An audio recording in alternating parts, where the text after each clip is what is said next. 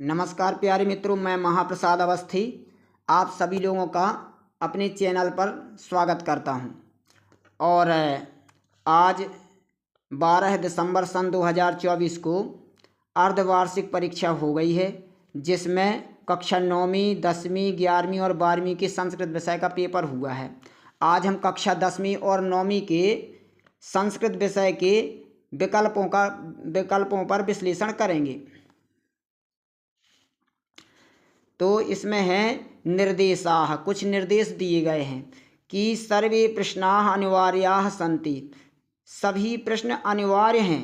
प्रश्नानां सम्मुखे अंकाः प्रदत्ताः सन्ति, प्रश्नों के सामने अंक दिए गए हैं।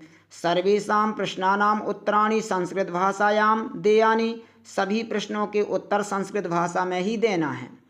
और अपना पहला क्वेश्चन है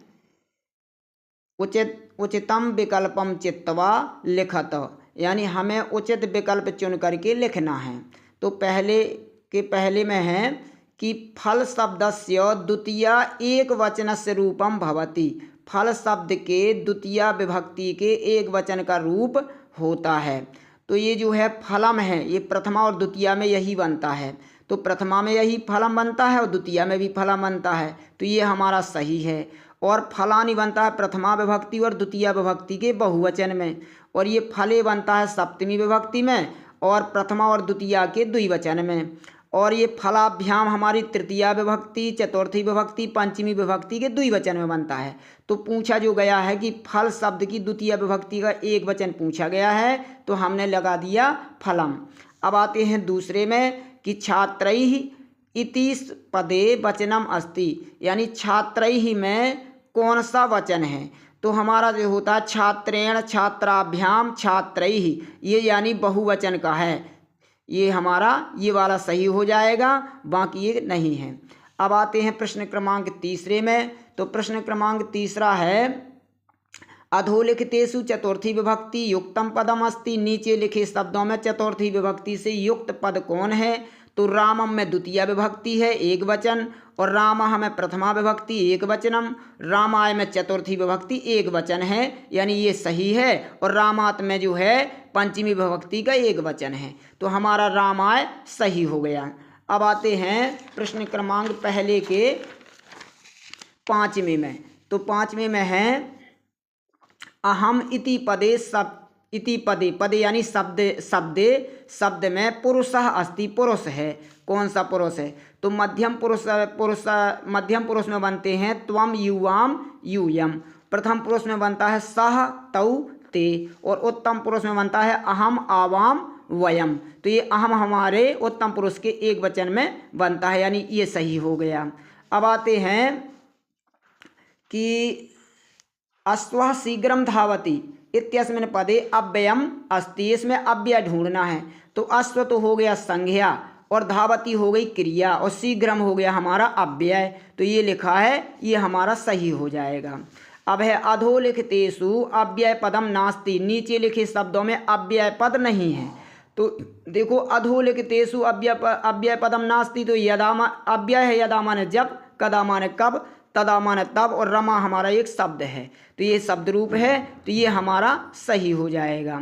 अब आते हैं प्रदत्तैः शब्दैः रिक्त स्थानानि पूरयत, यानी नीचे दिए गए शब्दों से रिक्त स्थानों की पूर्ति करो।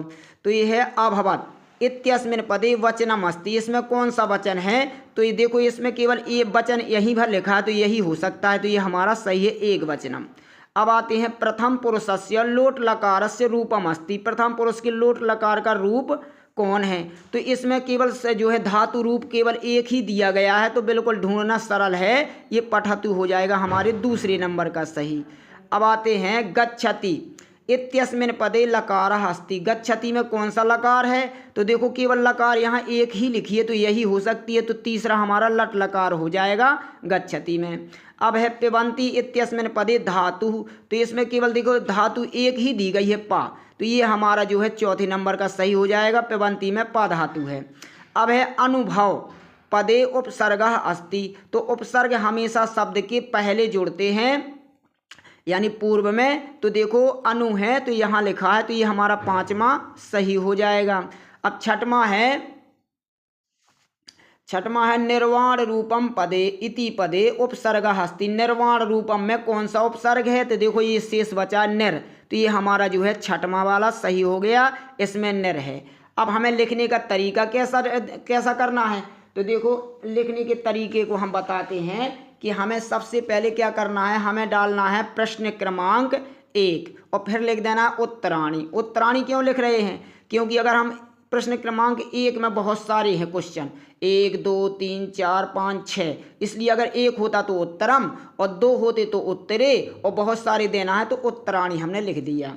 इसी अब देखो पहले का हमने फलम सही था तो ऐसा लिख दिया, दूसरे का सीधा उत्तर उत्तर लिख दिया, बहुवचनम, फिर रामाय, फिर प्रथम पुरुषः, फिर शीघ्रम, फिर रमा। बस केवल ऐसा लिखना है। बच्चे क्या करते हैं कि प्रश्न उतारने लगते हैं, प्रश्न नहीं उतारना है हमें सीधे लिखने का तरीका इस प्रकार से रखना है। अब दूसरे का हमने जो कहा था कि तो सीधा डाल देना प्रश्न क्रमांक 2, ये हमने लिख दिया है प्रदत्तैः ही शब्द ही रिक्त स्थानानि पूर्यत, तो जबकि इसको भी ना लिखें आप, सीधा उत्तराणी लिख करके हमें क्रम से लिख देना। पहले का सही हमारा एक वचनम था तो ये लिख दिया, दूसरे का पठतु था तो ये लिख दिया, तीसरे का लट लकार ये लिख दिया, चौथे का पा धातु थी और पांचवें का अनु उपसर्ग है, छठवें में भी उपसर्ग पूछा गया है निर, तो हमने वो भी लिख दिया। अब इसी प्रकार से हमें जो तीसरा प्रश्न है ये युग्म मेलन उच्चतम युग्म मेलनम कुरुत, यानी हमें सही जो है युग्म यानी जोड़ा बनाना है। तो इसमें बिल्कुल सब सरल हैं, वो केवल एक ही एक चीज़ पूछी है। जैसे वृद्धि संधि कहाँ है? तो वृद्धि संधि में छोटा आ और बड़ा आ के बाद अगर ए या आय आता है तो आय हो जाता है। तो देखिए बिल्कुल केवल आय की मात्रा यही लगी है तो ये हो जाएगा सदैव, ये हमारी वृद्धि संधि है।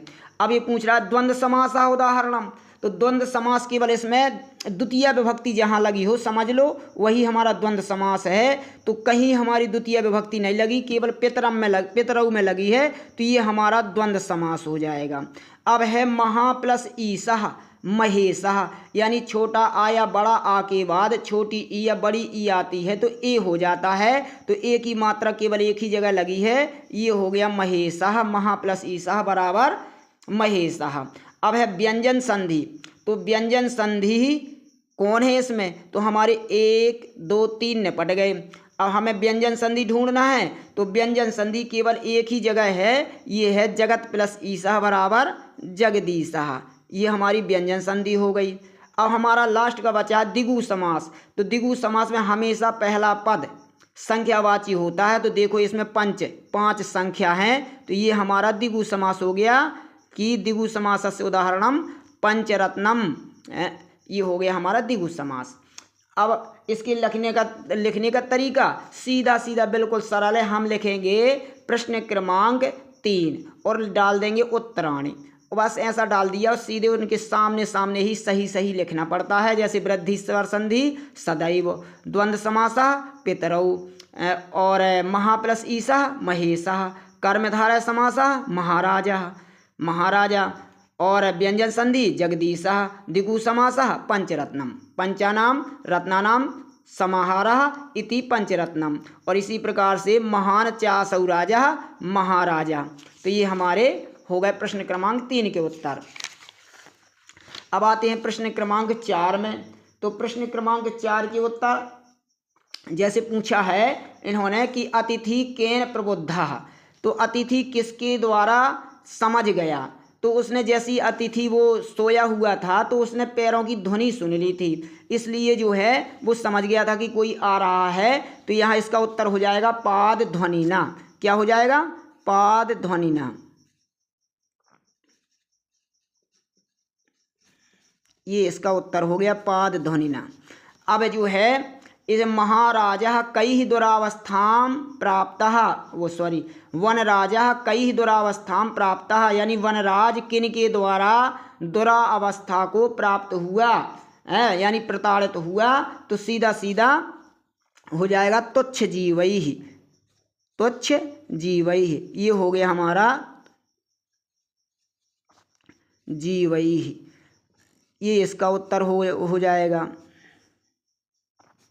अब है व्याघ्र कस्मात् बिभेति, बाघ किससे डरता है? तो मनुष्य से, तो हो जाएगा मानुषात्, ये हो गया मानुषात्। अब आता है पठितुम इत्यस्मिन् पदे कः प्रत्यय। पठितुम में कौन सा प्रत्यय है, तो इसमें तुमुन प्रत्यय है। ये हमारा ये हो गया।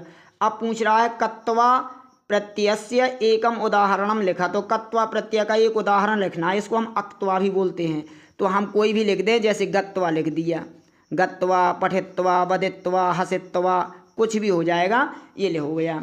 अब इसमें आ रहा है कि आज प्लस टाप इति संयोज्य, यानी इन दोनों को मिला दो तो किम पदम भविष्यति, क्या हो जाएगा, तो टाप प्रत्यय बड़ा आ मिल जाता है, स्त्रीलिंग प्रत्यय है, तो ये हो जाएगा अजा।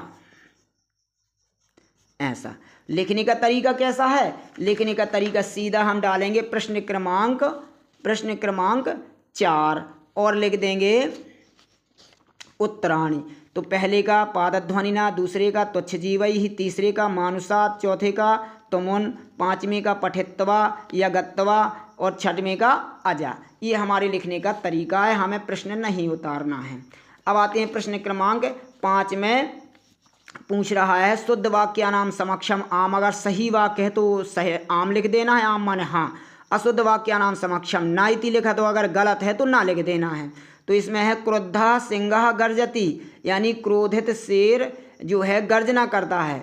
तो इस वाक्य में क्रुद्धा विशेषण अस्ति, क्रुद्ध शब्द विशेषण है, तो शेर तो हो गया विशेष से, कौन गरज रहा है, शेर। कैसा गरज रहा है, क्रोधित होकर के, तो ये हमारा विशेषण हो गया, यानी ये सही है, लिख देंगे आम। अब दूसरे में पक्वम फलम भुंगते, यानी पका हुआ फल खाते हैं, तो खाता है, पक्वम फलम भुंगते यानी पका हुआ फल खाता है। तो अत्र फलम विशेष्यम नास्ति, इसमें क्या फल शब्द विशेष नहीं है, नहीं, पका होना ये उसकी विशेषता है, और फल जो हमारा विशेष है, यानी ये वाक्य गलत है, तो यहाँ लिख देंगे ना। पक्वम फलम भुंगते यानी पका हुआ फल खाते हैं। अब आते हैं कातरः इत्यस्य पदस्य अकातरः विलोम पदम अस्ति, हाँ सही है, तो यहाँ लिख देंगे आम। अब आते हैं प्रसीदति इत्यस्य पदस्य विलोम पदम प्रसन्नः अस्ति, प्रसीदति का विलोम शब्द जो है प्रसन्न है, यानी ये गलत है, अप्रसन्न होता है। प्रसीदति माने स्वयं प्रसन्न होना होता है, तो यहाँ लिख देंगे ना। अब ये आता है गजः इत्यस्य पदस्य पर्याय पदम हस्ति, यानी गज शब्द का पर्याय पद जो है हस्ती है, हाँ सही है, लिख देंगे आम। और इसी प्रकार से मुखम इत्यस्य पदस्य पर्याय पदम आननम नास्ति, मुख का पर्यायवाची आनन नहीं होता है, नहीं ये होता है, ये गलत है, तो यहाँ लिख देंगे ना। इसके लिखने का तरीका सीधा सीधा हमें लिख देना है प्रश्न क्रमांक 5 और उत्तराणी आम। पहले का अगर सही था तो आम, दूसरे का गलत था ना, तीसरे का सही था आम, चौथे का गलत था ना, पांचवें का सही था आम, और छठवें का गलत था ना। हमें इस प्रकार से लिखना है, प्रश्नों को नहीं उतारना, ये लिखने का तरीका है। चलिए, ये हमारे आज विकल्प हो गए, और ये हम कक्षा 9वीं के भी विकल्प देख ले रहे हैं। इसके बाद कल प्रश्न देखेंगे। देखिए प्रश्न क्रमांक, ये कक्षा 9वीं का पेपर है और 9वीं का अर्धवार्षिक का पेपर है जो हो चुका है। अब इसको हम विश्लेषण करते हैं। इसमें भी वही निर्देश दिए गए हैं, सर्वे प्रश्नाः अनिवार्याः सन्ति, सभी प्रश्न अनिवार्य हैं, और प्रश्नानां सम्मुखे अंकाः प्रदत्ताः, प्रश्नों के सामने अंक दिए गए हैं। सर्वेषां प्रश्नानां संस्कृते नैव उत्तराणि लेखनीयानि, सभी प्रश्नों के उत्तर हमें संस्कृत में ही लिखना है। अब आते हैं उचितम विकल्पम चित्वा लिखत, तो प्रश्न क्रमांक 1 में है उचित विकल्प चुन करके लिखो। तो पूछ रहे दिगु समासस्य उदाहरणम अस्ति, दिगु समास का उदाहरण है, तो हम ये अनुरूपम, इसमें पहले उपसर्ग लगा है, अगर उपसर्ग पहले लग जाए और फिर कोई पद हो तो वहाँ हमेशा अव्ययी भाव समास होता है, ये नहीं है। राम कृष्णऊ, इसमें द्विवचन लगा है, यानी रामः च कृष्णाचा, इसमें भी जो है हमारा द्वंद्व समास, ये भी नहीं है। पूछ रहा है दिगु त्रिभुवनम, यानी त्रिणाम भुवनानाम समाहारः इति त्रिभुवनम, ये हमारा हो गया दिगु समास। अनादि ना आदि इति अनादि, जो आदि ना हो वो अनादि हो, तो ये हो गया नई तत्पुरुष समास। ये हमारा अव्ययीभाव समास है, ये जो है द्वंद्व समास है, ये नई तत्पुरुष समास है, और त्रिभुवनम में हमारा जो है दिगु समास है, जो कि ये सही है। अब आते हैं यथाशक्ति पदे समासः अस्ति, यथाशक्ति में कौन सा समास है, तो इसमें अव्ययीभाव समास है, ये हमारा सही हो जाएगा। अब पूछते हैं चौरभयम पदस्य समासः विग्रह अस्ति। चौरभयम समास के समास का जो है विग्रह क्या है? तो ये है चोर से भय, यानी भय युक्ते पंचमी। तो पंचमी विभक्ति जहाँ लगी हो वो सही है, तो ये हो जाएगा चौरात भयम, ये आ वाला सही हो जाएगा। अब है हमारा प्रश्न क्रमांक पहले का चौथा प्रश्न, गुण संदेह उदाहरणमस्ति। गुण संधि का उदाहरण पूछ रहा है। तो गुण संधि का क्या उदाहरण है? ये उदाहरणमस्ति, तो ये महिषः, ये महिष में जो है मही प्लस ईसा ये दीर्घ संधि है, और विद्या प्लस आलयः ये भी दीर्घ संधि है। सत प्लस जना ये व्यंजन संधि है। हित प्लस उपदेशा हितोपदेशा, यानी छोटा आ और बड़ा आ के बाद ऊ आवे तो ओ हो जाता है, ये गुण संधि है।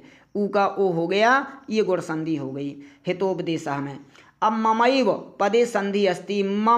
मम प्लस एव है, इसमें कौन सी संधि है? तो ममैव में हमारी जो है वृद्धि संधि है। क्यों? छोटा आ या बड़ा आ के बाद अगर ए या आई आता है तो आई हो जाता है, तो इसमें आई की मात्रा लगी है, इसलिए इसमें वृद्धि संधि हुई।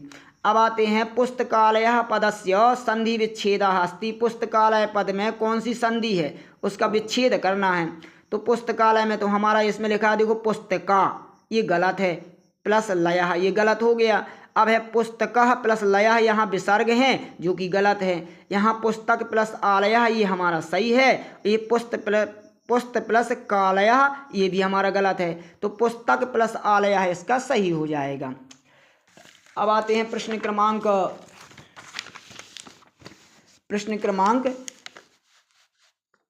दूसरे में, कोष्ठकात् चित्वा रिक्त स्थानानि पूर्य। तो कोष्ठक में जो दिए गए हैं उनसे चुन करके रिक्त स्थान की पूर्ति करना है।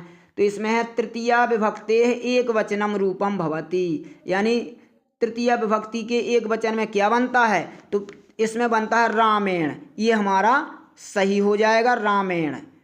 ये रामाय चतुर्थी में बनता है, ये गलत है। तो रमायई पदे विभक्ति भवति, रमायई में कौन सी विभक्ति बनती है? तो इसमें चतुर्थी विभक्ति होती है, ये हमारा चतुर्थी वाला सही हो जाएगा। अब है फलानि पदे अस्ति एक वचनम की बहुवचनम। तो फलानि में फलम फले फलानि इसमें बहुवचन है, तो ये हमारा सही हो जाएगा बहुवचनम। अब है बालक शब्द से पंचमी विभक्ति है रूपम भवति। बालक शब्द की पंचमी विभक्ति का रूप होता है, यानी रूप कौन है? तो बालके में सप्तमी है और बालकात में पंचमी है, यानी ये हमारा सही हो जाएगा बालकात। अब है बालकः कुत्र गच्छति पदे अव्ययः अस्ति। इसमें कौन सा अव्यय है? तो बालक हो गया संज्ञा, गच्छति हो गई क्रिया, कुत्र बचा, ये हमारा हो गया अव्यय, ये हमारा अव्यय है कुत्र। अब है ईश्वरः सर्वत्र विद्यते इत्यत्र अव्ययः अस्ति। ईश्वर सब जगह है, इसमें अव्यय ढूंढना है। तो ईश्वर हो गया संज्ञा, विद्यते मान हो गई क्रिया, और सर्वत्र हो गया हमारा अव्यय। तो ये सर्वत्र हमारा यहाँ लिखा है, ये सही हो गया। अब है प्रश्न क्रमांक तीसरे में शुद्ध वाक्यानाम समक्षम आम, अशुद्ध वाक्यानाम समक्षम ना लिखा तो, यानी शुद्ध अगर वाक्य है तो उसमें हमें लिख देना है आम, अगर गलत है तो ना लिख देना है। तो है जैसे मधुरम फलम इत्यत्र फलम विशेष पदम नास्ति, यानी मधुरम फलम, इसमें पूछ रहे हैं तो मधुर फल कैसा है? मधुर, ये हो गई फल की विशेषता, और ये हो गया विशेष। और ये पूछ रहा है फलम विशेष पदम नास्ति, फल शब्द विशेष पद नहीं है, अरे है, ये गलत है। और ये है विशालः वृक्षः इत्यत्र वृक्षः विशेषणम नास्ति। विशालः वृक्ष, वृक्ष कैसा? बहुत बड़ा है, ये उसकी विशेषता है, यानी विशेषण है। तो इसमें जो है इत्यत्र वृक्ष, जो वृक्ष है ये विशेषण नहीं है, नहीं है, ये बात सही है, तो हमने लिख दिया आम। अब आते हैं भ्रमराणाम पदस्य पर्याय पदम अलीनाम अस्ति। हाँ है, ये आम है, यानी सही है। अलीनाम माने भी भ्रमर होता है, और भ्रमराणाम माने में भी जो है भौरा होता है। अब है तटे पदस्य पर्याय पदम तीरे नास्ति। तटे पदस्य यानी तटे में जो है तट रूपी जो तट में पर्यायवाची तीर नहीं होता है, ये गलत है, तो हमने ना कर दिया। अब है सूर्यास्तः पदस्य विलोम पदम सूर्योदयः अस्ति, यानी सूर्यास्त का विलोम शब्द सूर्योदय होता है, हमने आम लिख दिया। अब है हसितुम पदस्य विलोम पदम रोदितम ना अस्ति, यानी हसितुम का रोदितम विलोम शब्द नहीं है। अरे है, ये गलत है तो हमने ना लिख दिया। ये हमारे हो गए जो है आमना में उत्तर। अब आते हैं प्रश्न क्रमांक चौथा। तो चौथे में हमें उच्चतम योग में मेलनम करो, तो हमें सही जोड़ी में लाना है। तो सही योग में बनाना है। जैसे दृस धातु है, तो दृस धातु यहाँ कहाँ है, तो गच्छति में तो गम धातु है, कत्वा ये प्रत्यय है, पठितुम प्रत्यय है, लोट लकार है, और ये भवसी जो एक धातु है, लेकिन दृस धातु में ये भवसी में भू धातु है। दृस धातु केवल दृस का पश्च आदेश हो जाता है, ये हमारा सही है। दृस धातु में पश्यति बनता है। अब आते हैं गम धातु में, तो गम धातु कहाँ है, तो गम धातु है गच्छति में, ये हमारी जो है गम धातु हो गई। मध्यम पुरुष का रूप कौन है, तो भवसी जो है मध्यम पुरुष है, भवसी यानी छोटी सी आ गई ये। और बदतु, बदतु क्या है, वदतु ये हमारी कौन लकार है एक, तो बदतु लोट लकार में बनता है, ये हमारा उल्टा पूछ लिया, ये हो गया। अब तुमुन क्या है, तुमुन में पठितुम में तुमुन प्रत्यय लगा है, ये तुमुन प्रत्यय हो गया, पठितुम तुमुन प्रत्यय। और गत्वा में कौन सा प्रत्यय लगा है, कत्वा प्रत्यय लगा है गत्वा में, ये हमारे सही हो गए। अब हमें जब पेपर में लिखेंगे तो प्रश्न क्रमांक 4 उत्तराणी डाल देंगे और दृश्य के सामने लिख देंगे पश्यति, गम के सामने लिख देंगे गच्छति, मध्यम पुरुष के सामने लिख देंगे मध्यम पुरुषः, इसके सामने लिख देंगे भवसी, और बदतु के सामने लिख देंगे लोट लकारः, तुमुन के सामने लिख देंगे पठितुम, और गत्वा के सामने लिख देंगे कत्वा। इस प्रकार से हमें उत्तर देना है। और प्रश्न नहीं उतारना, ये ध्यान देना।